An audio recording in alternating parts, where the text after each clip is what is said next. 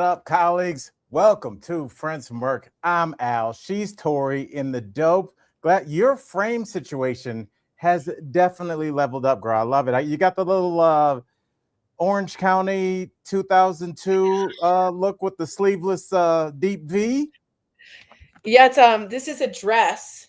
And I went to see how much it was because it's from Rent the Runway. And I don't know, you can't tell. It's really thin, like almost like polyester. And it was $428 to buy. And I was like, nope. Did I ever tell you? And it's weird because the story I'm about to tell kind of leads into the second story. I did the Vail Comedy Festival, and they did this really cool show because it's obviously in Vail Village, very exclusive ski town. What's up, colleagues? And so they did the show and kind of like, I guess what would be the Vail Gap, like kind of like a young hip, but kind of basic sweatshirts, sweatpants, kind of.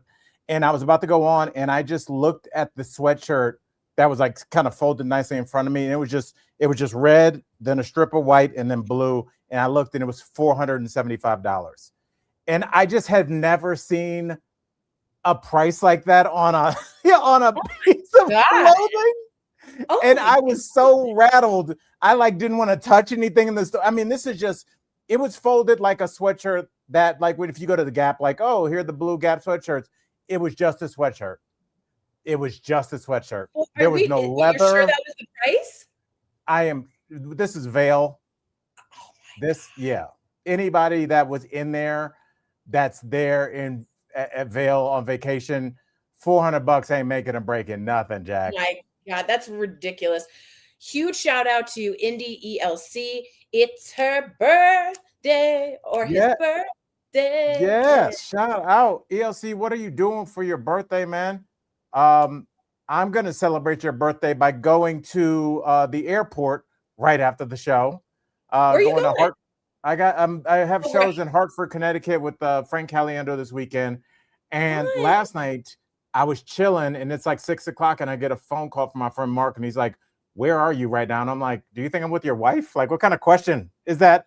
And he's like, "Can you be in Vail in 2 hours?" So I ended up driving to Vail last night, and I did a show, came back, and now I'm about to go back to the airport. The things you do for your kids, Tory. Damn, that's good for you. You're very good. You're a good daddy. I'm exhausted. I can imagine.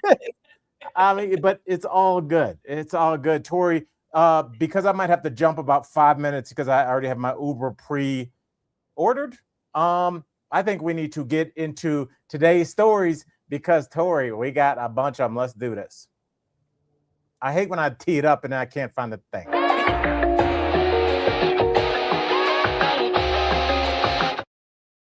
Before you start, I wanted to answer Brandon's question. Thank you for asking it. You can find Coco on channel 20, KTVD, at 3 o'clock. We're always on. The Olympics have preempted us on NBC, but we're on KTVD at 3 o'clock in case anyone wants to see it. I want to see Coco. I'm going to go. Good. We still haven't done a show yet on Coco. That would be, we have to. Any Thursday, Al, you can be my co-host. Just coordinated with Star. You know that is not my bag. I'm going to talk to you because you're an adult and you can figure out a Thursday. Okay. We'll see.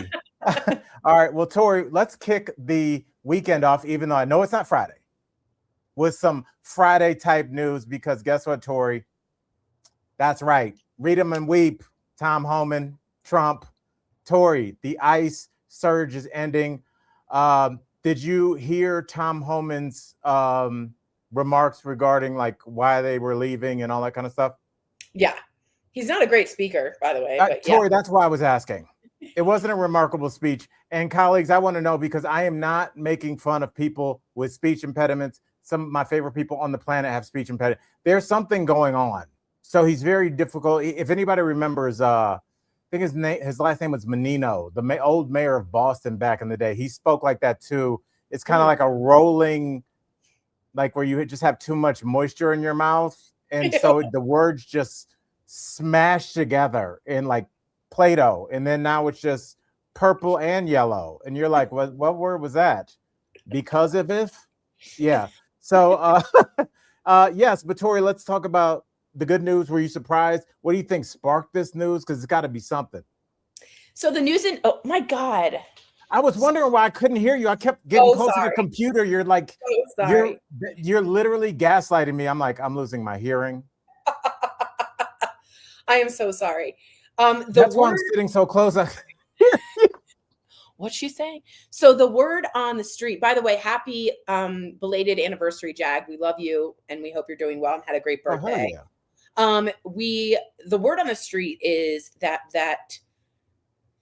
the racist tweet or Truth Social with the Obamas as apes, plus the ICE killing American citizens in broad daylight and on camera, has told the Republican Party has finally decided that they've lost the midterms because of what this is happening. So Trump is trying to find any way to backpedal, to figure this out, to get back on their good graces. 8 Republicans actually today just switched in the Senate to not allow ICE to have funding again.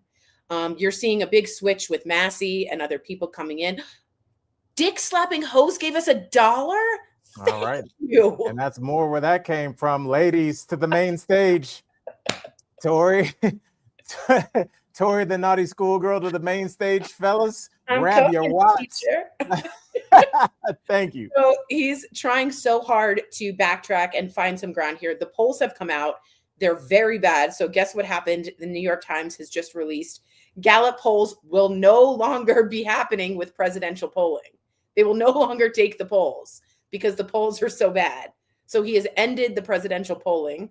And he needs to backtrack and he needs to do something to divert attention from the horrific things that are happening in Minneapolis. But I just want to say one thing, is that Margaret Mead, who is a photographer and a very famous anthropologist, she has the famous quote that says, "Never doubt that a small group of concerned citizens can change the world. Indeed, it's the only thing that ever has." And I would like to give a shout out to Minneapolis because the people of Minneapolis created and ended the surge by themselves peacefully by doing their civil rights duty, their First Amendment rights. Some of them were killed, beaten, pepper sprayed, thrown to the ground. Their windows were broken in and they stayed strong. And I just want to say they have been nominated, the entire city, for a Nobel Peace Prize for how they reacted to the ICE surge. And I just got to say, I'm goosebumps right now for how beautifully the people of Minnesota came together and to the end that they're leaving. You guys got federal agents to leave the surge. And I'm just beyond proud of you. If you are from Minneapolis, give us a shout out so I can thank you properly. But I am beyond proud of the people of that state and that city because they were tormented and they stood up for what is right and they won. So bravo, bravo. Yeah, Tory. I mean, we'll always remember Renee and Alex, but there's so many people that were beaten throughout the country. There have been people that have lost eyes. There have been people that are just not only maybe physically beaten up, yes, but just like mentally scarred. Yeah. Like this isn't a movie where you can turn it off when you're like, oh, that was interesting.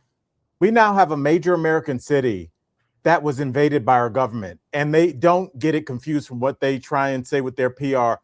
They were trying to intimidate so they could do that in other cities. Absolutely right. Yeah, and so the trauma of that, Minneapolis was victorious in this, but there's a price that comes with that victory, and that is the scarring of no longer being able to trust the people that you elect and pay to take care of you. And as you were talking about Minneapolis, I thought about how this started and how they must have sat there, Greg Bavino and Stephen Miller, and they kind of, are looking at the city, looking at the entry points and where they think there's weakness and where there's brown neighborhoods, and we're going to hit them here, and we have this kind of weapon, and they've sound, all these kinds of things that they were going to unleash on the people, and the people in Minneapolis had no chance. But what they didn't factor in, and it really reminds me of when Mike Tyson fought Buster Douglas. Buster Douglas was a 42-1 underdog. He was supposed to get just knocked out. He had been an up and down fighter, and it probably would have been an easy victory for Mike Tyson. He was treating it like that. He wasn't training. But what Mike Tyson didn't understand is that at that time when he was training, Buster Douglas' mom had died. And she was like, go beat that man. Oh, and wow. He was not scared and he was not effing around. And you can never factor in when you're getting ready to bully somebody the day that they're like, I'm ready to die, or you. That's right. And those guys were not. And our government was ready to back off. So like, shout out to those people in Minneapolis. What they did set the tone and changed American history, because if they had been toppled over quickly, you best believe they would have gone to Maine and then tried DC and then tried Columbus, and Denver, who knows where we'd be. Yeah. And I do want to say this. There's a meme that I saw that I thought was great that said, you really thought you were going to go into the land of the ancestors of the Vikings during winter and win? I'm like, that's a good point. I saw that. And I mean, if you look at like a lot of history, you know, a lot of history is that. A lot of history is just like everything was going great. They're like, we got them encircled. We'll just wait this winter out right outside of Siberia, and then we'll see you guys in a few months. And then that's it. That's not what happened. That's not what Minnesota's. They should be extremely proud of themselves. And now you're seeing Todd Lyons. I think that's his name, Todd Lyons. He is the head of ICE, being grilled by certain people in the Senate and finding out why they think an administrative warrant goes over the Fourth Amendment and all this. So again, the Constitution stands. The people of Minnesota, although hurt and mentally scarred, I think you're right, for generations, I think Shelley said, is absolutely correct. They should be extraordinarily proud that using their voices got rid of the federal surge and invasion of their city. Bravo. I just couldn't be prouder. Well, Tory, I'm also super curious to get your thoughts on where this leaves, not that we're concerned with ICE's well-being, but what to do with ICE, because as I had 2 hours there and 2 hours back going to Vail yesterday, I was listening to the constantly expanding. Did you hear the, the person was, obviously their identity was hidden because they had to sign an NDA when they were working at these ICE detainment facilities, but it's starting to leak out what's happening in there because measles. I mean, these diseases, right? The fetid vomit and fecal waste that they're living in, and the fact that I told you guys, Liam, when that 5-year-old with the bunny hat, he fell ill immediately going to the detention center, and those places are germ-filled, horrific, unbecoming of the United States, and we'll see what happens with that. But what I think from Trump and his words, which are like, maybe they went in too strong. I don't know. Maybe they did. I think they're going to pull back because I don't think he sees MAGA running with this very much. So I think we're moving on. I hope so. But I do think that the bad publicity over murdering people was the last straw for a lot of people. And just the videos of people standing there and then just getting pepper sprayed. They were like just in their car, like, and a kid was in the car. You know, I mean, none of that's going to fly. It's not going to stick. And Trump finally saw it. So, Bovino was headed out, like he got shooed out. So, and I think Kristi Noem, she has a lot of answering to do at this point. And I would expect jail time for Pam Bondi, who I want to get to really, really badly. And we will. Noem and I think these people will be looking. Remember, the only person who got arrested and put in jail after the Nixon Watergate wasn't Nixon. It was his attorney general. So I just want to remind people of that those people do have a responsibility to talk to and face the law. Well, you know, if you watch any of Pam Bondi's testimony, she definitely doesn't think that. I did want to ask you this before we move on. Last thing with ICE is, do you think this will be like an end of all the surges in all the cities? Is ICE done completely? Because I just think you were onto something when you were with the Republicans, where they were like, we can't be killing citizens and have Pam Bondi looking like a fool. You know, we can't do all of these things. And the Epstein files coming out. And I think we've all braced ourselves that the ones that they're holding back are the real bad ones. Yeah, I agree. I think those are real bad. Yeah, there's another 3 million files that Pam Bondi never responded or put out.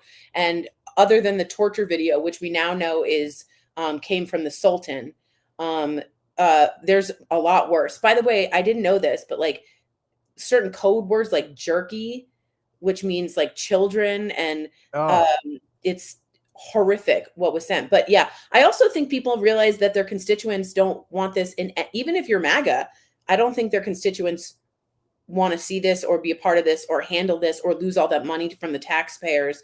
It's just a bad look. And they're trying to save the midterms. They're desperately trying to save the midterms or use ICE to intimidate people surrounding the polls so they don't vote. But in DC, the word is they've lost the midterms, especially after the Obama horrifically racist post. So I forgot about that. That would have ended anybody. President's term at any other time, and I forgot to mention it. Yeah. Because you started talking about torture porn. Exactly. Because we have to talk about that with this administration. I mean, at this point, anybody that is voting for this administration, it's not even like, oh, walk me through your steps. It's like, you're just good for you. At least you have a direction in life. That's what we all should be lucky enough to get. I really just wonder if this Trump administration, when it's going to start to peel, because we are, leaks are starting to come out about the concentration camps. Leaks are going to start to come out with the ICE things. And let's get to this right now, because Tory, did you see the Chicago ICE shooting footage and the shifting of the story? No, but we will get to Bondi, right? Yes. Well, let's do Bondi first. Let's stay with ICE, and then we'll get to the Chicago ICE shooting. Okay. So talk to us about Pam Bondi, because I think she thinks she did a great job yesterday, and I think it was disgusting when she wouldn't even look at the victims. There were so many moments. But what did you take away, and what do you want to add today? It was one of the most disgusting hearings I've ever seen. She was combative. She didn't answer questions. She kept breaking the rules. I thought Jamie Raskin, who went to my high school, thank you very much, was phenomenal in saying, reclaiming the time, stop the clock. She's not listening. Chairman, this is an embarrassment to you. The chairman's Jim Jordan. And he was like, you can't let her continue speaking like this. I thought she was rude. And then I noticed today in her binder that she kept flipping through. Some photographer took a picture of the notes. And in the notes were the secret search histories of the people that were asking questions, the representatives. She had Congresswoman's her search history when they went to look at Epstein, so she could talk about what they were searching and what she saw on those computers in the DOJ. That's highly illegal, and there's an investigation already started. But the big moments for me, Al, were one, when they asked for the survivors who were right behind her to stand, including the family of the late Virginia Giuffre, which it was horrifically, horrible to see. Raise your hand if you have not still been able to talk to anyone from the Justice Department. Bad. And she would not look. That is a Pulitzer Prize winning photograph. I have it up on my Instagram. It shows as a metaphor exactly what this Department of Justice has done. It's ignored, it's denied, and it's refused to call these women credible. And then I thought the big thing that's come out too is when she tried so desperately to deflect and saying, what we should be talking about is the Dow reached 50,000. So now everyone's become a meme, Al, where they're like, your wife asks where you are. Well, the Dow reached 50,000. Like, to try to deflect from pedophilia and sexual assault with money, as if that would be okay, that's what we should be talking about, was a gross misunderstanding of where the American people are at this point. I think that I think she will go to jail. If you really want my opinion, by the end of all of this, when we get another administration in, I think she will be investigated.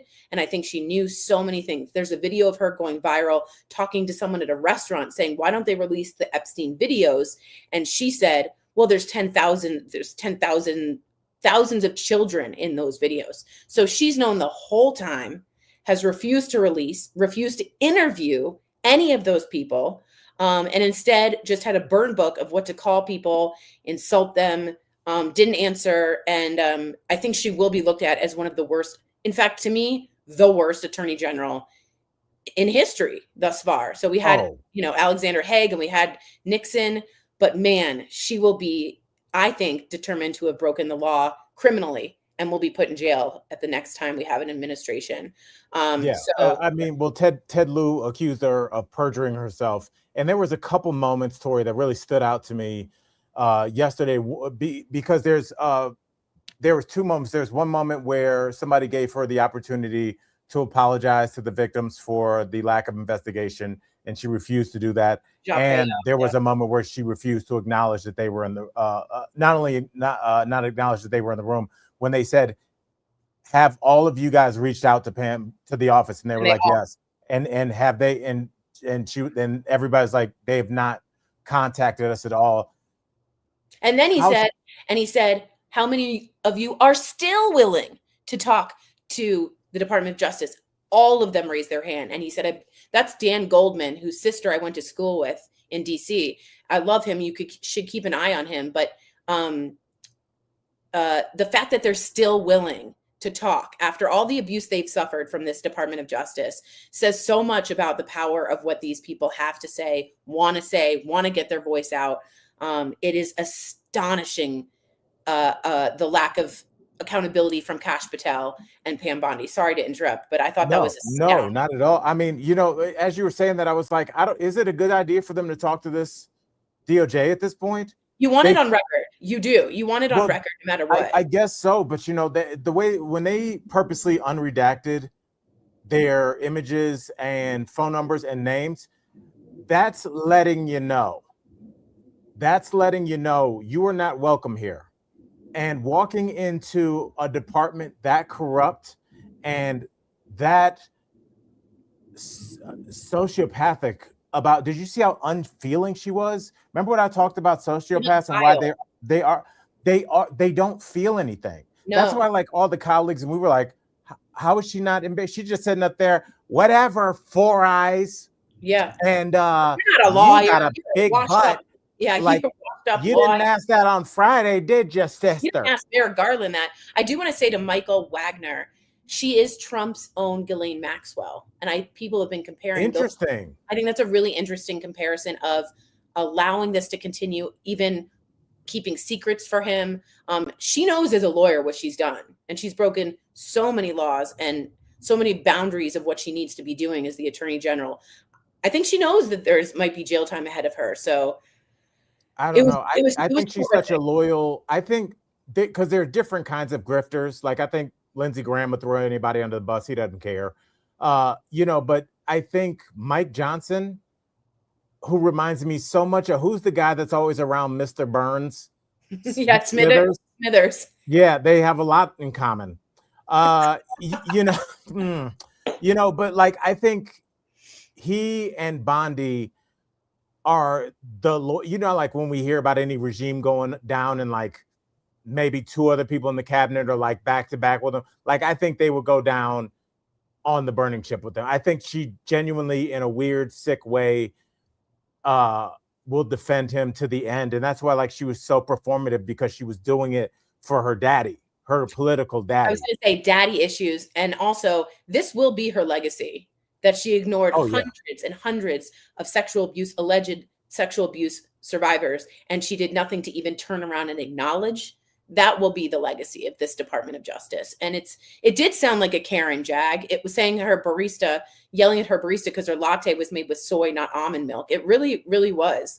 The over talking and the combativeness and the just like going for the jugular, not even at a couple times in the hearings, there were people that were like just genuinely asking a question like, so did you interview? They asked, had you spoken with, some senator about being in the files? And she was like, I don't know, did you? Like, and the woman was like, I was just asking, had you spoken with her? Like everything. That's a trick question. And that's definitely the tactics, is just make everything so impossible that you give up.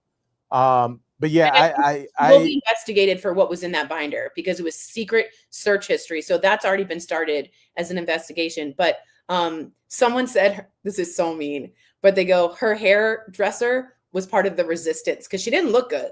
Like she looked like a haggard, I think it went on. It went on for hours. But yeah, when I was watching that, I was asking myself, Tory, is she going to have to move from this country? Could her and her family be anywhere in this country in 2 years?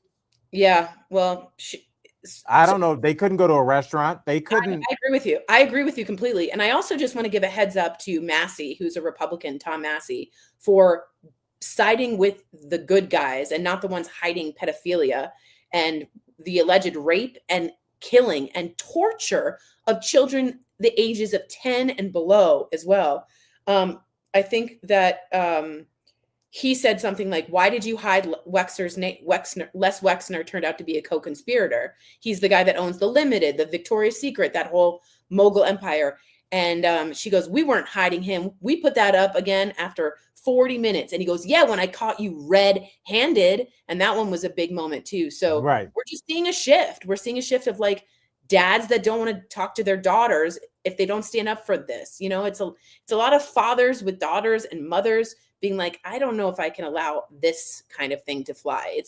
It's horrific. It's global, and already kings, queens, people in France, people in Germany, people in Switzerland are going down because they are involved and they've been arrested. A pilot, Al, was arrested in Britain for flying Epstein and their people around, and he's been taken into custody. And yet we have a sitting president that is in there more times than God is written in the Bible. That was a crazy whoa, dude. You know what's crazy, Tory, is he would be weirdly proud of that. He'd be like, oh, so I was. You know, such a narcissist. Said that. I was shocked. But you know what I peeped yesterday, and this is the last thing because we could talk about this for 2 hours. Yeah, for sure. But when I was just looking at all the connections, colleagues, that we've made over the last year, over the last 104 episodes, like we have Pam Bondi defending Trump.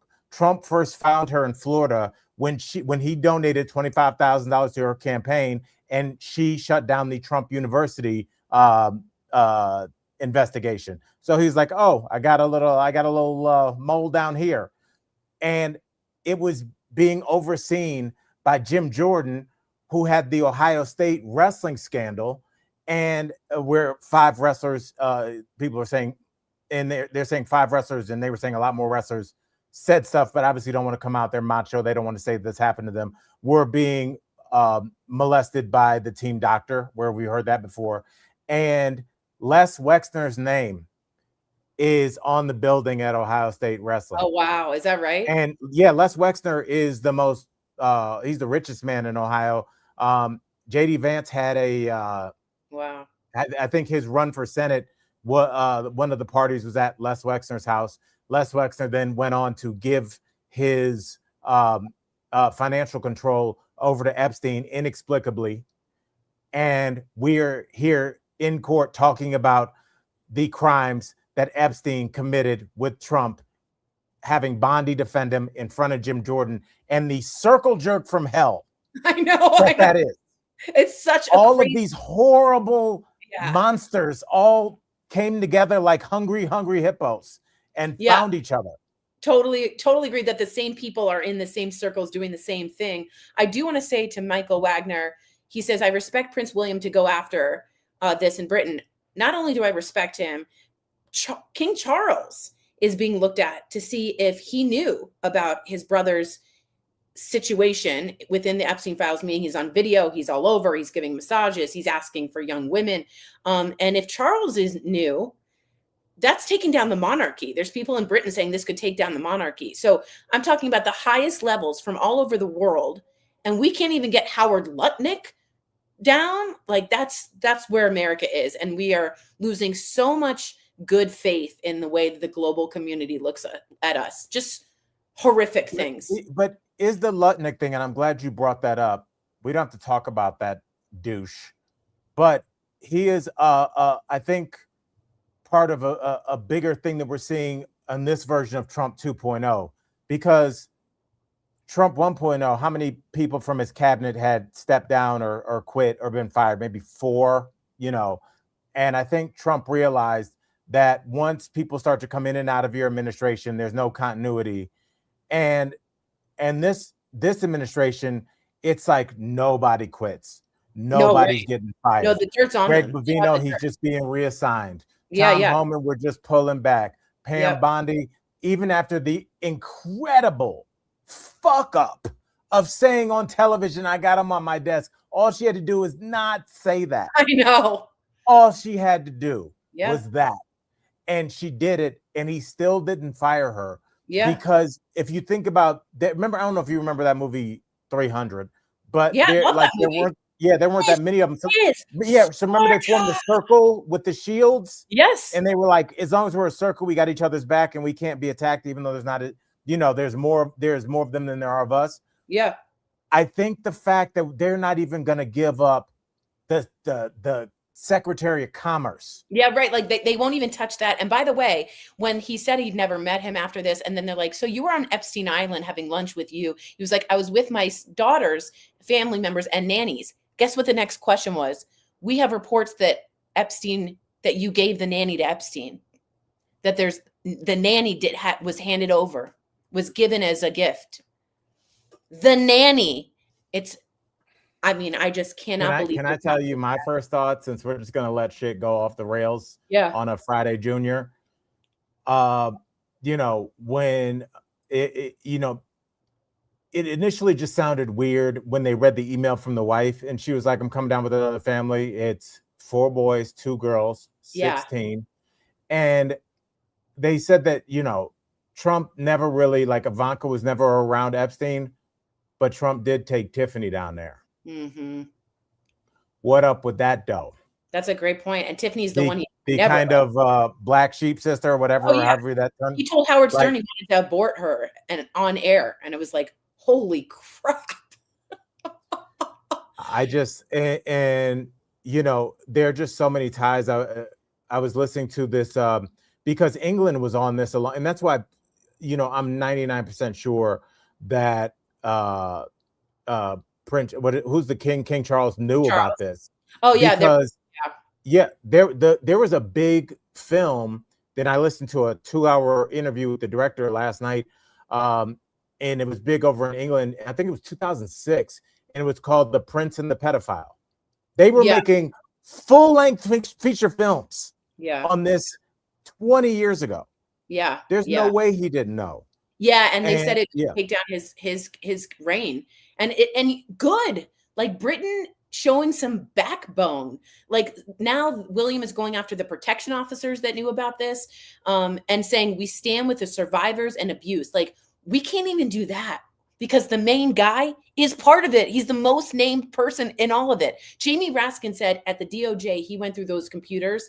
He said Trump's name is in it more than 1 million times. If you could see the whole 3 other million. So it's so horrific. And if you learn about the code words, and he bought sulfuric acid, thousands of gallons of sulfuric acid. I've been hearing about that. And I just thought, when I first heard that, I heard that like probably 4 years ago, that he was charged by whoever was renting out their Miami Beach mansion.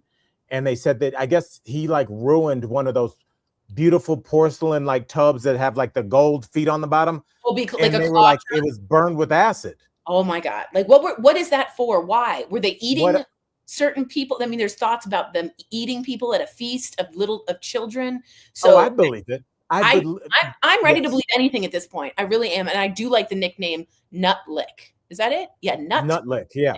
Very well done. Tory, and let me just say this, here's my inner nerd coming, but I worked in a lot of working medical and scientific laboratories. Sulfuric acid, when you're handling it, is in a container, maybe it looks like about the size, the things that they squirt in like boxers' mouths in between rounds. Yeah. It's about that size.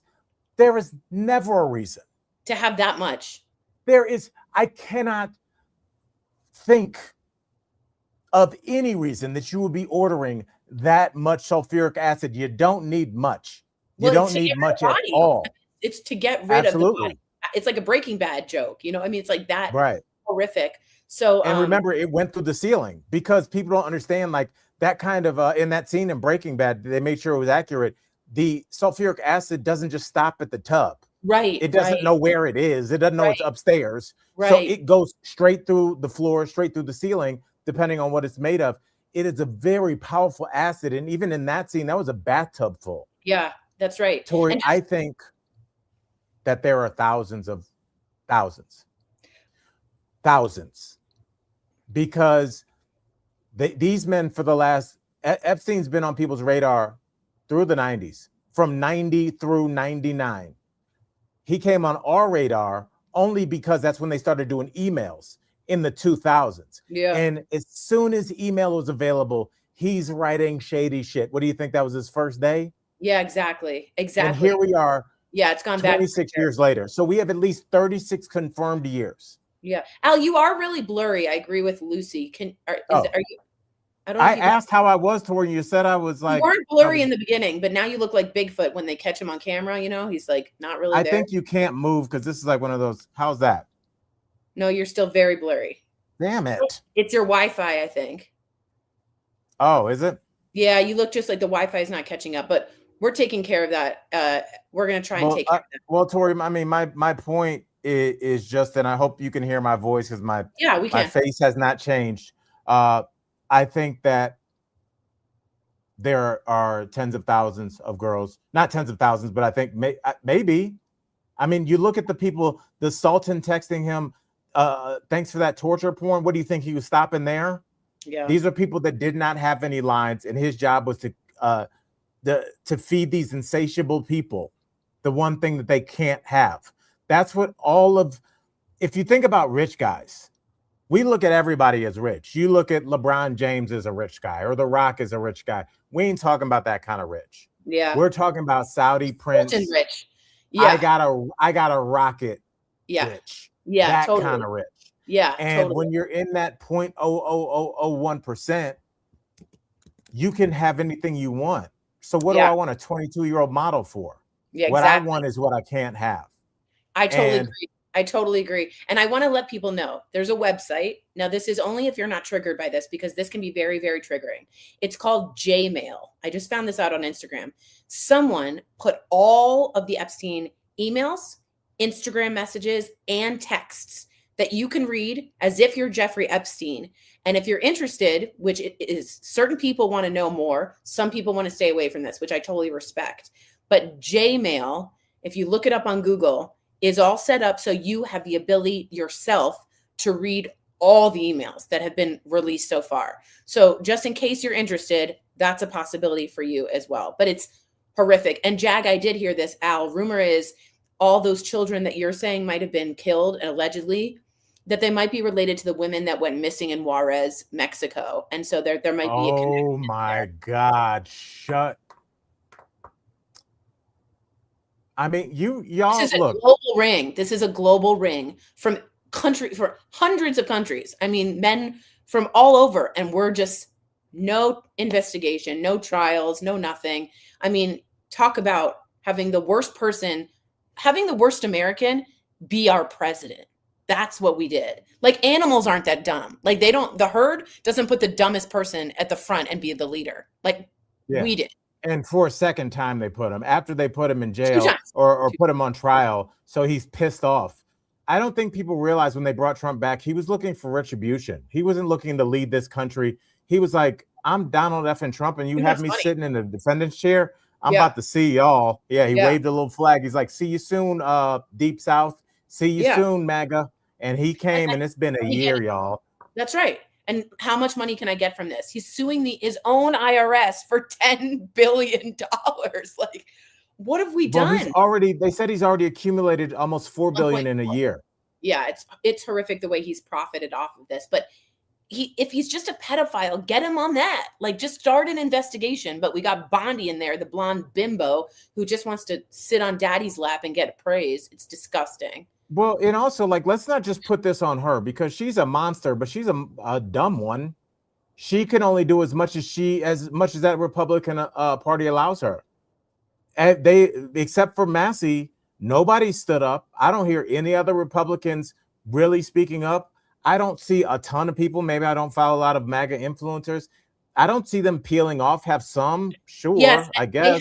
There is a crack, and in the Senate, Al, which is more important, there are certain amount, about 8 to 10 that are breaking off, and you need those votes if you want to do things to get things passed, and they're flipping. And so I do think that it's cracking. I really do. And I do think the midterms is gone. And I think they all know that.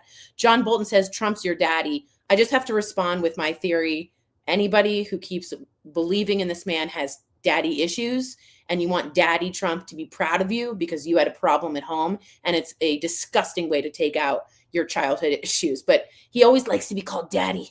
I'm the daddy. And it's like these people are obsessed with daddy liking them. So and I mean, I think it has kind of exposed that there is a large chunk of this country that, for one reason or another, was very susceptible to his messaging a second time. Yeah, I agree. Even after the disaster that was COVID, after we learned what happened when his administration was totally unprepared for COVID, lied about it, said it was a hoax, said you didn't need a mask, and then finally came around. How many lives were lost? How many lives of his supporters were lost? And, you know, after all that, after the credible sexual assault accusations and the phone call that everybody heard, and seeing how the top secret boxes were stored, after all that, they still brought him back. And I think that's what's going to forever kind of affect our relationship with the world. I agree with you. Because how could you ever fully invest in this country again? I agree with you. And my dad said it on this podcast. He said to me, it won't be this generation that gets a new administration and things turn around. It'll take generations to fix this issue that has marred and scarred the American name. And I think he's right. I think it's going to take that long. And Shelly, I hear you. She says the child abuse nightmare turns my stomach. It makes me cry a lot. When I go to yoga, a lot of the people in there are new because they just want someplace to go to like regulate, because this news is horrible and I don't want to normalize it at all. So I just want people who are feeling sick to their stomach or, you know, to try and find ways to regulate, because it's vitally important we have you guys on the front line standing up, but not if you're too hurt to do that. So take care of yourselves, because this is a horrific, it's like us Americans learning about what happened in the concentration camps. I don't compare the two, but it's that level of trauma that we're reading about day after day after day. So I just. Right. Yeah. And I mean, I think just seeing, and hopefully we'll be able to get this administration up out of there before they can do it. Yeah. But we're seeing the beginnings of how something like a concentration camp could happen. Because first they start, because I've listened to a lot of accounts from people that were in Germany from their grandparents, and they were like, you know, at first people would be disappearing and there'd be rumors, but people are like, no, it's not that bad. And if you think about like how, even just a year ago, Tory, everything that we were concerned about with this administration, we were kind of laughed out of the room. Okay, but okay, he's a fascist. Okay, he's gonna march in the streets. Remember that sad military march? He tried that. Oh yeah. Oh, and all the stuff that he said, all the stuff that we said, we were concerned about, that I think those concerns were valid not then and have been validated since. Absolutely. We were like made to look like, see, this is why people have gone over to Joe Rogan, because this is really just the result of a bunch of people that wanted to use the R word in public. I think that's a really good comparison. And I had something to say, but I lost it. It was really good too. It was like really good. Like you would have been. I'll be the judge of that.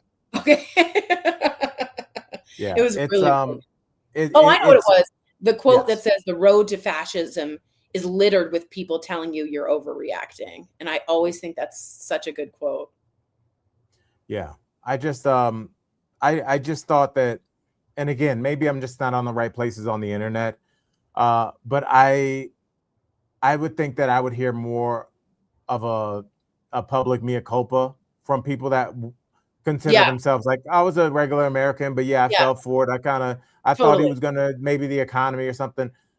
I just don't hear that, and I wonder if it's shame or if they're just digging in. Like, but I can't believe anybody that's got a kid. They're really cool with this, no matter what they say online, because you got to type in all caps on online. Especially but like the idea. Yeah, the idea of somebody doing that to your daughter, it's a visceral reaction that comes from years of evolution, as a species. And if that doesn't turn your stomach, then you've got bigger problems than we can help you with today. All right, Tory, let's move on really quickly. Let's find something kind of like, well, we do have to talk about this really quickly. All right, Tory, what do you make of this this Nancy Guthrie search? Did you see that the FBI said that they had a person of interest in custody and then let him go? So he was a delivery driver. He's like, what the F am I doing here? Yeah, I listened to an interview with him. It was maybe the most embarrassing thing. And again, we can't get more than 1 degree away from Trump. What you forget when you elect somebody like that is that he's going to fill out his cabinet with people from Road Rules and podcasters. And because of that, Sean Duffy. And so now, Judge Janine Pirro from a failing TV judge show who was hammered on Fox allegedly a few times. I like wine. And so, like, these are the people that are in charge of the justice system now. And so they just grabbed a random Uber driver or delivery driver. He said he was scared. He said they didn't really read him his Miranda rights for 2 hours. Their question, he's like he's a kid. He was like, and he's what are you here? Yeah. So then they just let him go, but he was clearly shaken up, Tory. So what do you think about, and the fact that like Kash Patel went on Hannity and was like, yeah, we got somebody. I'm like, isn't the FBI supposed to be tight-lipped about this? Yeah, they want to close this gap and have a win. They desperately need a win. And they've put this as the top. Trump apparently has told Patel, this is the number one thing I want fixed. And so they're trying to find any way to figure this out. Some people are now saying this is like an inside job with the family and they're blaming the brother-in-law. It's a very confusing case. It's very complicated. It's very rare. It's a bizarre case of an abduction. But the problem was, and I knew this would happen, and I said it on the show, when you release a fully masked photograph and of the perpetrator, I get why you did it, but you're going to get so many calls. They got 4,000 calls within like the first 2 minutes. I mean, it was an insane amount of calls saying, I think that's my brother. I think this is this guy. I think it's that guy. So it's like they just jumped and arrested someone too early. If I were him, I'd know I have a lawsuit on my hands for everybody. Yeah. But yeah, I can't figure it out, guys. And this is what confuses me most is it seems very premeditated and very complicated and planned. And yet, Al, when they showed the video of the guy trying to hide the camera, he literally was like looking around and found some like plants and like he literally grabbed a bird's nest to put in front of the Google Nest. Yeah, like I thought if they were that premeditated, it would have been prepared, like duct tape or spray paint or something. But it's very strange. This case has a lot of extremes, and a lot of people are looking at Nancy Guthrie and her family, and now it's just gotten into a conspiracy theory and it's turned into a mess. And I'm not sure the best people are on this. I don't think it's brother-in-law either, by the way. I just wanted to say that. I'm saying that people are trying to come up with these things and say, this doesn't look right, this doesn't feel right. And they're blaming family members, which is a horrific thing to do. Like John Bonet, when they all said the mom and dad did it. And that's exactly what I was thinking. Yeah. It's not right. It's, also, I mean, I think it does show a failure top to bottom in law enforcement because the sheriff was like somebody that you would cast in a late 90s mid-season replacement sheriff comedy show. Did you hear that yesterday? Granted, obviously Nancy Guthrie's home is a crime scene, right, Tory? Crime scene? I guess somebody from a media member that's covering the case ordered a pizza to come to the police, the media van, but instead the driver just walked straight up into the crime scene, into Nancy Guthrie's house to deliver the pizza. I was like, and even Al in the beginning when he's like, I don't want to hear all the voices yelling at me. It's too much for me. You said that from day one. Yeah, like you're the police information officer. You should be used to speaking on camera. And he goes, I guess I have a low voice, so I'll try to speak up. But too many voices coming at me. Like, you're going to lead the investigation on this like incredibly detailed, complicated abduction case. Like, so apparently he also didn't let go of a drone that they had within the first hours that would have done a high-tech search visually. And he goes, yeah, I really regret that we forgot to do that. Oh, good. Good. What? Well, it's just unbelievably sloppy. And I just feel horrific for the Guthrie family. And I don't imagine Savannah ever going back onto the Today Show desk ever again, ever. No, and it's your worst nightmare. And again, we've all been so subjected to propaganda our whole lives that we just think it's going to be two detectives that give a shit. Totally. And they're going to be like, no, we're going to check that house again. Wait a second. What's this M&M? They're going to like, and it's in real life. It is probably the dumbest man in the county, probably. Who got seasoned in high school. Yeah, most inept sheriff. That's what I'm talking about. And he is reporting to Kash Patel, a former podcaster who is reporting to the former host of The Apprentice. Who's an alleged USA. Yeah, totally. Can you imagine? No, and I do want to let you guys know that Trump today ended the endangerment finding, and that's a law that Obama put into place to get rid of pipe emissions, carbon emissions, and factory emissions. And Barack Obama has now tweeted out how this will make us so much less healthy. So there's no wins here. There's nothing you can stand on and say, but at least we have this. We got nothing. So going into the midterms, it's a loss for it's just going to be a tsunami. In my mind, a blue tsunami, like you said, well said. Yeah. All right. Well, let's see if we can get one more. Well, you would love this. Tory, I think you would love this. Okay, let's talk about this. Are you watching the Winter Olympics? The ice dancing scandal. I know everything there is to know about the twizzles, the lifts, the scoring, the judges, the French scandal.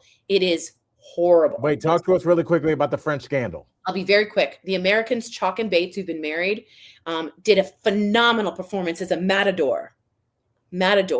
Cape, red cape. They were phenomenal. They came in silver because a French team won. Now, let me tell you about this French team very, very quickly. The French team has a woman whose partner has a rape allegation against him and has been banned. I didn't see that coming. Yeah, exactly. And she's like, I know my partner and he didn't do this. But that's the woman. So they're dealing with that. The man, and they've only been together about a year. The male dancer, his ex wrote a book about his abusive, controlling nature. She was supposed to be actually at the Olympics as a commentator, and they dropped her because of the book. So two people with really scandalous backgrounds just took the gold, and nobody's happy. They think the judges were corrupt. There's a lot of questioning going on. So the French ice dancing scandal has rocked the ice skating world. And you know me, I love me some ice skating scandal. What do you think's at work here? I don't know if any judges remember the Russian judge in that one time? Yes, famously. A lot of people think the French judge or somebody allowed them to scoot forward by 1 point. But the last time they skated those exact same routines, the Americans won. The Canadians also did beautifully and didn't win. And it's just a big mark on ice dancing right now. Jag goes, not the ice dancing, but it is. And it's a look. By the way, I just want to say, I'm so proud of the American athletes that are standing up and discussing how they feel about LGBTQ issues and about how they feel representing America, even though their president is calling them losers. So I'm very proud of Chloe Kim, of Lou, the ice skater who spoke out for LGBTQ rights. They are representing the best part of America, which is we get to critique ourselves as Americans. And that's a right that we should take very carefully. So it's been very hard for these Olympians, I imagine. But that was a big scandal, guys. Big scandal. All right. Well, Tory, we will cover more of that. I'm going to run. My Uber is here. Okay. Nelson has arrived. Nelson's here. Nelson's here. So I'm going to jump. Safe. Colleagues. What's that? Be safe. All right. Well, thank you, baby. I appreciate it. I'll let you guys, if you want to say bye to the colleagues, I'm going to jump off. Or do you want to just end now? No, let's just end now. I'm just going to give a fact. 90% of the world's population lives above the equator. Oh, 90%? I have to look at that. That makes sense, but like 90? I know. But yeah. Where's the equator in terms of like the continent of Africa? Also like South America. Like that's what I was thinking. I know. Anyway, that's what I would really check that. I would check that. All right, Tory. Thank you for our Truth Social fact of the day. All right, I gotta go. I love you, girl. Colleagues, I love y'all. See y'all Monday.